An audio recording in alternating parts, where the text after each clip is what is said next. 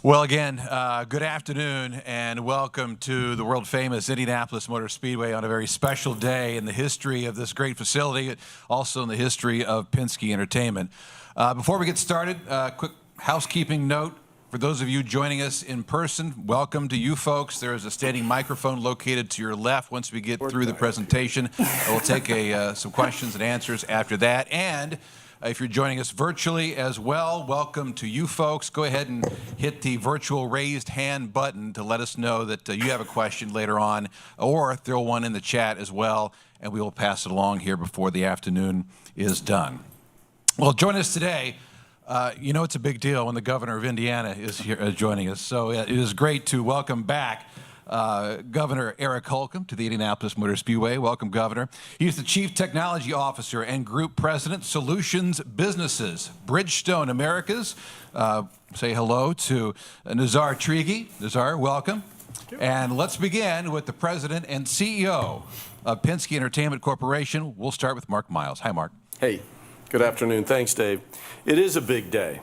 It's a very big day that we've been working on for really more than 2 years. And here, getting ready for May to fully bloom is the right time to begin talking about these initiatives. Today we're announcing a robust and innovative lineup of environmental impact initiatives, which will dramatically decrease the carbon footprint for this year's Indy 500, presented by Gamebridge, and significantly boost sustainability efforts within the sport of IndyCar.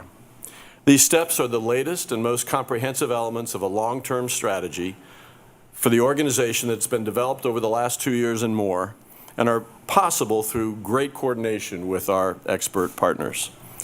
For more than 100 years, IMS and eventually IndyCar have been all about moving forward, about progress.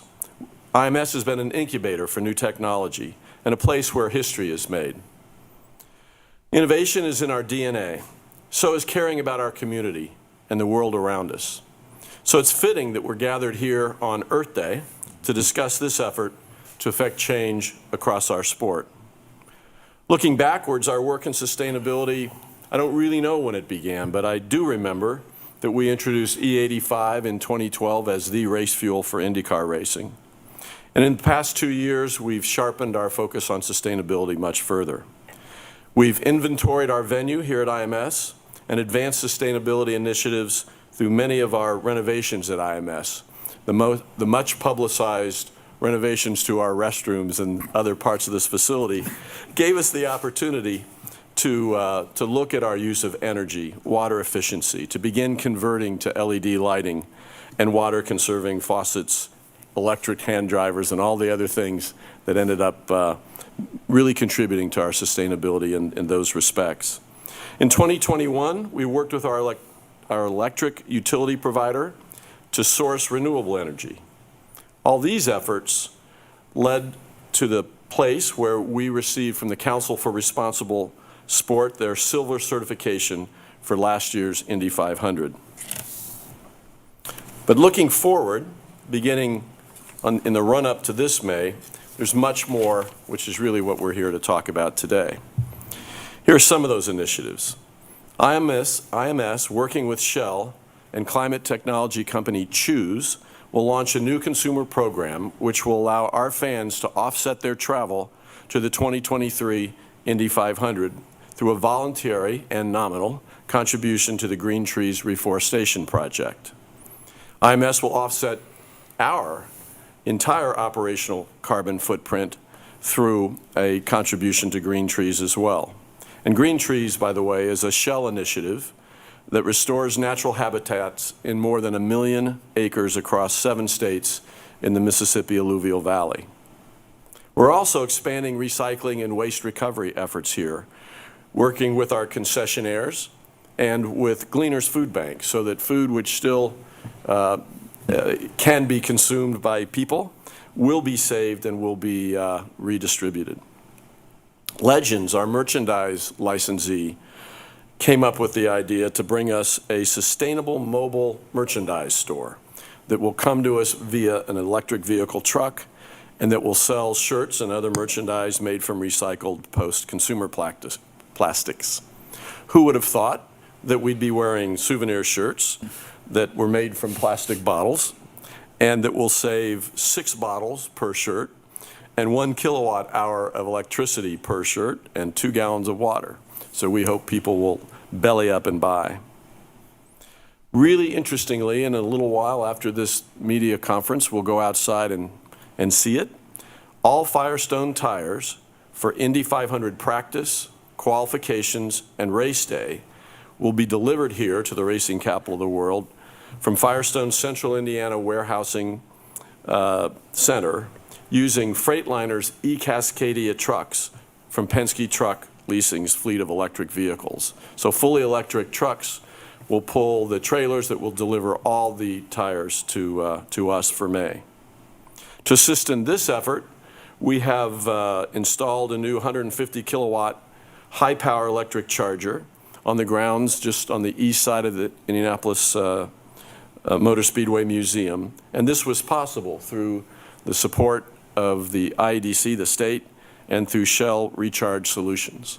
We're excited about that. I think it's a sensational symbol about our commitment to clean energy going forward. And to talk a little bit more about his perspective on it, it's a pleasure to welcome and introduce Governor Holcomb. Well, thank you, Mark, and congratulations on that long list of commitments. And I thought I had seen every creative T-shirt out here in my life, but add one more to the list. It's also good to be back at the track twice in 1 week. I must be living right. It's not even May, but if you make me an offer for tomorrow, I'll see you tomorrow out here as well. And as Mark mentioned, obviously the IMS has had a long-standing tradition of not just what they do here, but also putting Indiana not just on a map, but really on the world atlas as a leader in so many respects. Ever since that first test lap would have been run over a century ago, and my, how far we've come in a century. Since that very day, this place has become synonymous with, you mentioned, innovation, and I would add to that speed and teamwork and competition and winning. And you just described a winning agenda for the state of Indiana and for, indeed, the world. And it's because of your kind of collaborative pursuit of progress that we mark yet another team victory. And we add sustainability to that long list of descriptions that really do illustrate what this place is and what it means to our state and to the sport. And it falls right in line, as Mark said, with the state's commitments to be a real leader in the energy transition space. And you don't have to look very far for other examples of that, because like a good tire, we need to be well balanced.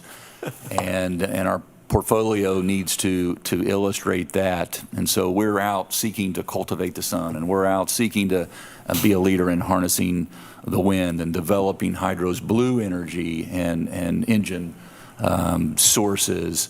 We're out to be a leader in producing electric vehicles and mapping out a statewide strategy to charge them.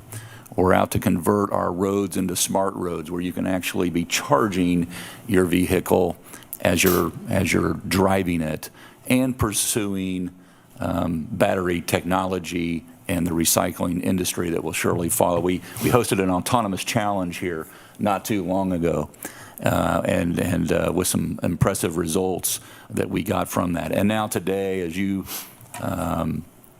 mark the deploying electric vehicles that are going to be delivering these renewable rubber racing tires, just when you think you'd seen it or heard it all, here's one more thing that's happening here at the track here in Indianapolis, Indiana. So in just 37 days, all the eyes of the world are going to be on this track, and they're going to appropriately so see the green flag. And I think the green flag now has a couple different meanings as we all go green and we go there fast. And so I'm just so proud to stand with industry leaders like Team Penske and like Bridgestone, Firestone, and Shell as we all come together to collaborate so that we can celebrate the greatest, greenest, sustainable spectacle in racing ever. Congratulations, Mark. Thank you.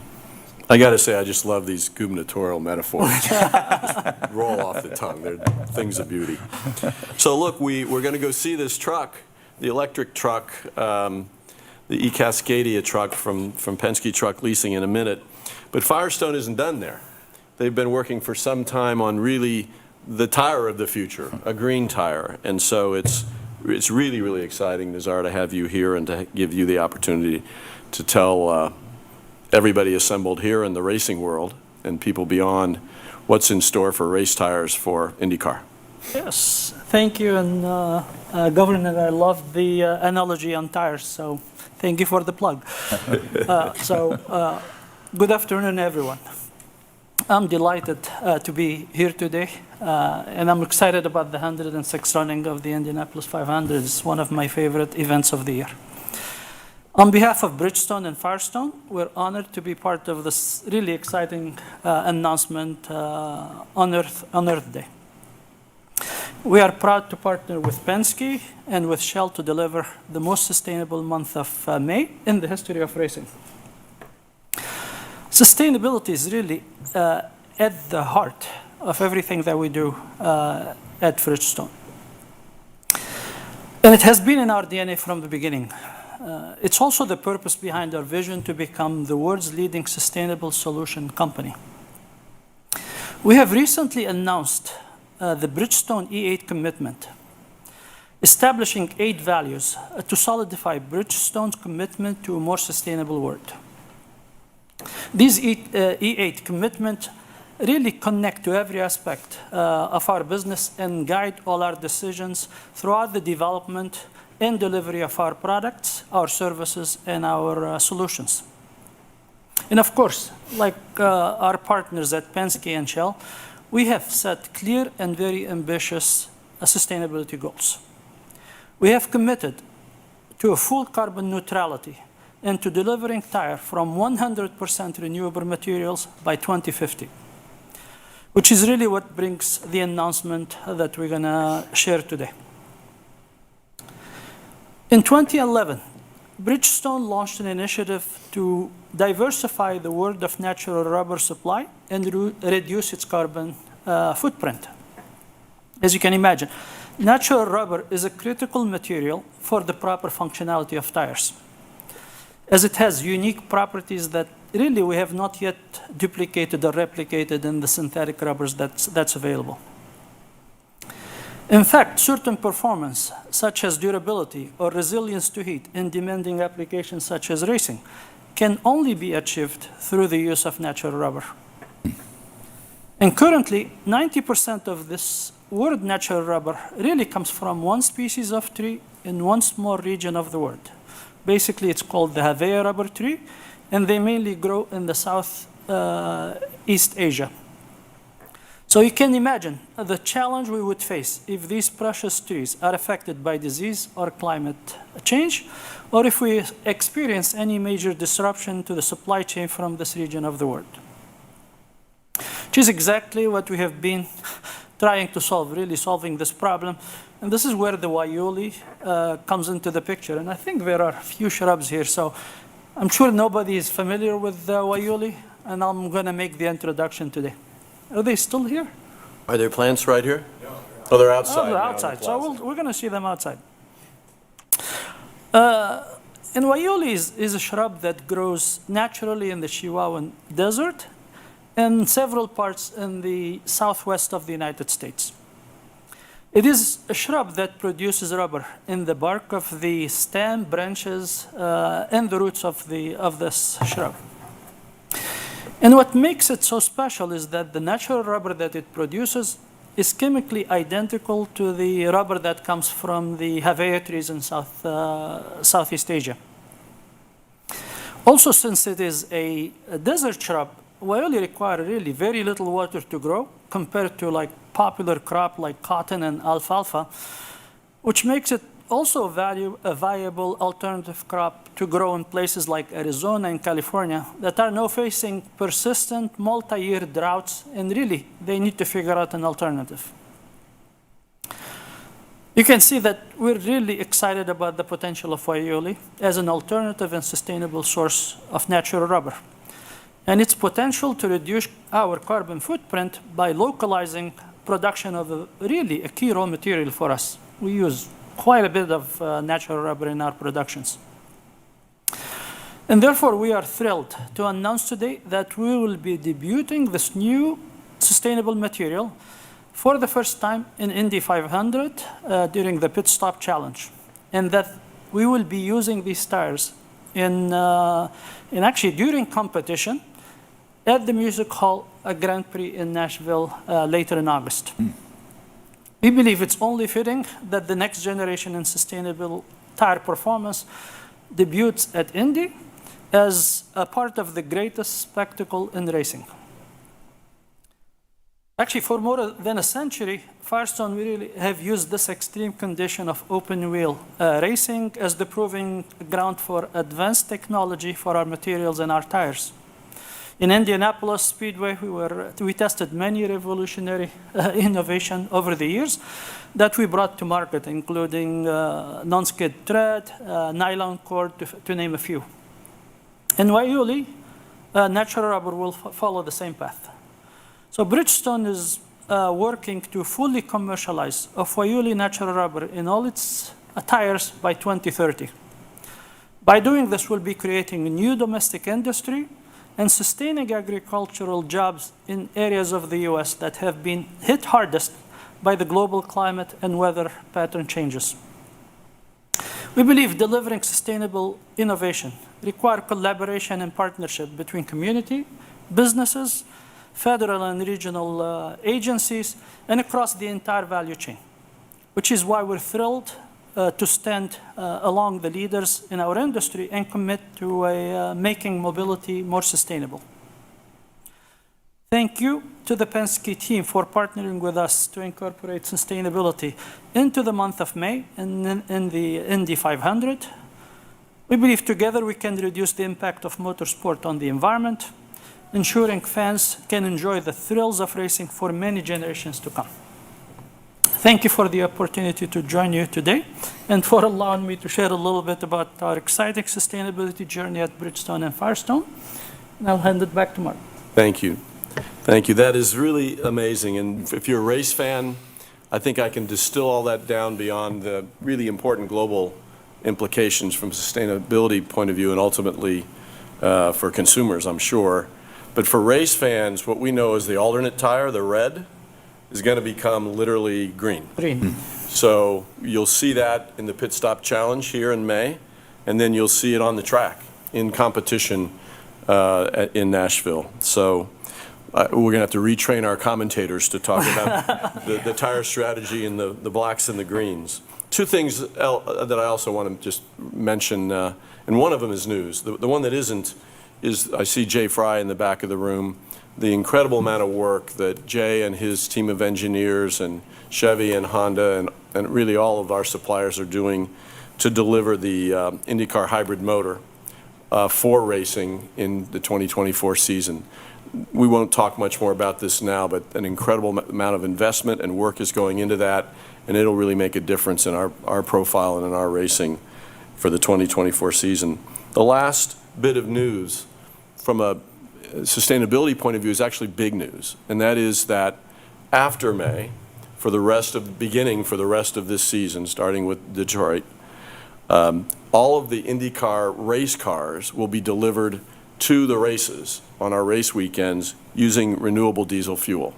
So we don't have available to us and the ability to charge sufficient number of electric trucks, but we can send our race cars to the races each weekend after May, where the trucks that haul them are powered by renewable diesel, and this is a terrific development from an environmental point of view. So we're very pleased with that. So we may have lulled you into a glass-eyed state by trying to give you a number of what we think are important sustainability initiatives at one time. You'll see much more about them over the course of May. And after we take questions, Dave, I guess we'll go out and I don't know if we're going to see a green tire, but at least we'll see the truck that's going to get the other tires here for the rest of May. Yeah, tremendously important news, no question about it. Again, we're going to open it up for Q&A here, and then for those of you joining us virtually, you'll get your turn here in just a matter of minutes. But I'm going to put on my reporter hat real quickly. Tell us a little bit more about the green tire. How did that come to fruition? How did that really begin?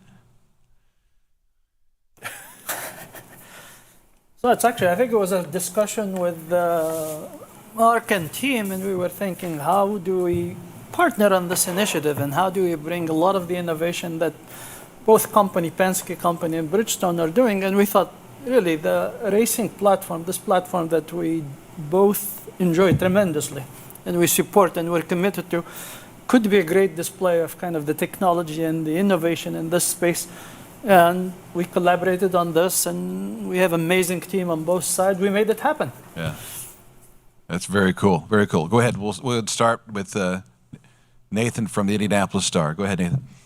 Hey guys, either for Mark or Unizar, the new green tire, I know you guys are using it as an alternate tire. Does it essentially operate the same as the alternate tires that we've been used to in terms of how it interacts with the track, the materials, so on and so forth? Actually, to be honest with you, we chose the alternative. We could have placed it on either, because as I mentioned, the material is exactly, on a chemical level, almost exactly the same. Processability is slightly different, so we're making changes in our manufacturing process.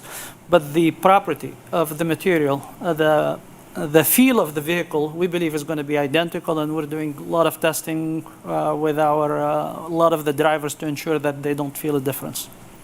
Clarifying question for Mark, is this going to be the alternate tire that teams will use from the Nashville race on in perpetuity? It is the alternative to the Reds as we know it today. It will debut in racing, in the race itself in Nashville. We don't have a schedule yet for subsequent races, but ultimately it will be the successor to the Reds. You had mentioned, and I know it was also in the press release, about the goal of becoming the first responsible sports certified venue. Mark, can you kind of maybe explain a little bit about what that means and what it takes to get to that point to be recognized with that honor? Yes, so this is a recognition from an organization that many of our partners are involved with. It's really, I think, a leader in pushing and promoting and encouraging sustainability, called the Council for Sustainable Sport. Frankly, our partner Shell kind of introduced us to this and helped us develop this focus. There's a very long list of metrics, which you check the box or you don't, and it ends up with a score, and you either get a certain level of certification or you don't. So we went through that for the Indy 500 in 2021. This year we hope to achieve a comparable certification for IMS, for the venue itself, which of course is a broader, bigger footprint and challenge. So that's what we're doing. We're looking through the things that we've talked about today and others at ways to check more boxes, which is maybe not the right way to say really make a difference in reducing our carbon footprint and thereby earning this recognition. And last one, also for Mark, with all of these changes you guys have instituted today and over the years, where does all of this position you guys in terms of IMS as a venue for potentially reaching carbon neutrality at some point down the line? Well, I would say for IMS as a venue, this is a challenge. It's a venerable, vast place, tougher than, say, a 17,000-foot or seat basketball venue. But we aim to be at least the leader in motorsports in terms of this venue, and I feel very confident if we don't have that designation already, we'll be earning it immediately. And I really feel the same way for IndyCar. You didn't ask about IndyCar, but I think the series will take its place as we implement these and other measures as a leader in motorsports, and I think get a lot of recognition in sports in general. Thanks. Thanks, Nathan. Let's try one virtually. Ben Johnson from the Paddock Eye has been patiently waiting. Ben, go ahead, sir. Cheers, Dave. It's a question for all three of you guys. How big is this announcement today in terms of the future of not just IndyCar, but from a state level, governor going forward in other industries as well? Yeah, I think not only is it an example, but it's inspiring to see the real commitment, the setting goals, the taking the steps, and then measuring along the way. We have so many exciting examples in other industries as well, be it in manufacturing, auto production, or agriculture, who are making very similar investments. And it's just proof positive that this commitment through innovation, and with that will come a lot of competition to keep up with the leader in reducing your carbon footprint and making your way toward recycling and reusing and how that reduces and gets you to zero emissions. So this is kind of another planting a flag in the ground saying we're doing it, and it's happening all over our state. And for a state like Indiana, who's per capita the #1 state in manufacturing in the country, this is a big darn deal.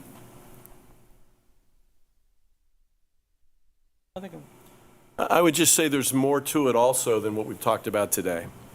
We are heavily engaged in doing all the necessary things to be a leader in this sustainability space. So we mentioned the fact that we could calculate with the help of outside experts our carbon footprint, our inventory for the race last year. We're continuing to stay on that. We'll look at it again for this year. We'll look at the whole of the venue for this year, and we hope to have a handle on the carbon footprint for our immediate involvement in IndyCar throughout a year. And then the next step is to broaden and to begin to work with our race promoters and with our team owners and to look at their operations and to see how collectively we can go further, and throughout the whole kind of ecosystem of the sport, we can be more and more responsible and more a leader, not just in motorsports, but in setting examples for sustainability. If I may add to that, as one of a company that's actually a leader, used to be called the #1 tire company in the world. And we're really moving from the #1 tire company of the world to we want to be the sustainable solution company in the world. It's really, we reached a point of no return. Industries, government, I think we're all realizing that Earth is something that the future generation has entrusted in us, and it's something that we need to maintain for future generation. And for us, for example, I think the government talked about recycle. We have established a platform that actually we call it the 4R, which is really about reducing, reusing, recycling, and renewing. Renewing is the last stage where you actually take the material that you have, like the example of the shirt, maybe that's a reuse application. But renew is where we actually want to take some of the material that we create and turn them back into raw material that we can bring for full circularity. So this is really an exciting stage that I think more leaders in the industry have now realized this is the path forward, and we need to look at it very holistically. More just manufacturing, selling, we have to own the value chain and bring that material back for full circularity. Thank you, guys. Thanks, Ben. Let's go ahead, one more in person. Hi, guys. Eric Berman at WIBC. Mark, a couple of questions for you. You had some statistics on the recycled material for the shirts. Do you have similar statistics on the overall impact that the various changes you've outlined, how much of an impact that will have, or is that part of the carbon footprint discussion that you were just alluding to? I can't give you a projected reduction based on these initiatives for this year, but we have estimated what the footprint will look like, and it's based on that we're making the investment for what we can't reduce immediately to offset through the purchase of these credits. So we think we will be offsetting something like, I should get this number correct. Where's Logan? He can help me here. What's our number? 500 tons of carbon this year. Secondly, I wonder if you could elaborate on the Green Trees Initiative. From the fans' perspective, how is that going to work? Is that a surcharge on their purchase for next year? So when we get to the renewal period, which everybody in Indiana knows starts immediately with the checkered flag and goes for 500 hours after the checkered flag, at that point, as you go online to buy your tickets to renew for the 2023 race, you get through with the transaction and you'll get to the place where you can find this choose option. And it's very simple, and there'll be I think it's a pretty nominal number. And that will be a contribution you're making toward the choose offset. And so it isn't a precise calculation, because there are differences whether you're coming from Carmel or Carmel. But we've just chosen a number where we think hopefully we'll collect enough money to make a meaningful offset for our fans' travel. And frankly, that is the single biggest source of our carbon, or contributor to our carbon footprint. So it's appropriate that we have an initiative there. And lastly, with respect to the tire change, do you anticipate any difference from a competitive standpoint with the cars will drive as well, or need to be as durable? The tires rather will be as durable on the new tires. And if we're satisfied in that regard, why the slow ramp up from the usual tires coming up in the month of May to the green tires in Nashville to a date uncertain, if I'm following you right, for making it the standard? Actually, we're very comfortable, and we have done all the validation from a safety, durability point of view, so we're 100% comfortable. The logistic of manufacturing, bringing the raw material, processing it, ensuring that we have the quality in the manufacturing and quality control in the manufacturing process is the part that we're doing. And we do not, we never rush quality. We do it properly. We introduce it. Actually, a lot of testing is already going on tracks with drivers. So we're confident, but we're doing it to be systematic in our approach of quality control. To oversimplify this a little bit, in terms of the rollout for IndyCar, it's a supply chain issue, making sure that Firestone can supply enough, or am I misunderstanding? Well, I think we take our lead from Firestone. They have to know that they already know that they can supply a tire that will meet our needs and achieve the sustainable objectives that have been set. But we got to know that we'll have a sustainable supply. And once we start with it as the tire for the whole season, we're going to want to know that that's going to be a secure source. Thank you very much. Thank you. We've got one follow-up virtually. Let's go back to that. Andrew Ruzinoff from Sport Monitor. Go ahead, Andrew. Thank you so much, and congratulations, gentlemen, to this initiative. There is a definite date for an objective similar to the Zero Carbon project launched in a Formula One in 2019. I'm thinking here that, for example, reduce the carbon emissions to zero by 2030. So there is any determined date? And this was one question. And another one is, when conceived this idea of this transformational sustainability initiative? On the first part of the question, we chose to, like Firestone, take I think a careful, thoughtful approach. So when we come forward, and we will, maybe by the end of this year, with a clear, measurable objective, zero carbon by blank date, we intend to meet it. So, by the way, we have had conversation with Formula One, and I think we can help each other down this path, and we will with other racing series as well. But ultimately, I'm sure we'll come up with a measurable goal, but we want to make sure that we not only know that we can get there, but in what time frames we can get there. So we didn't feel like we had to get ahead of ourselves in that regard. Where did this come from? A couple things. One, as Nazar already said, it really, there's no turning back for the world. I think it's clear to every part of society that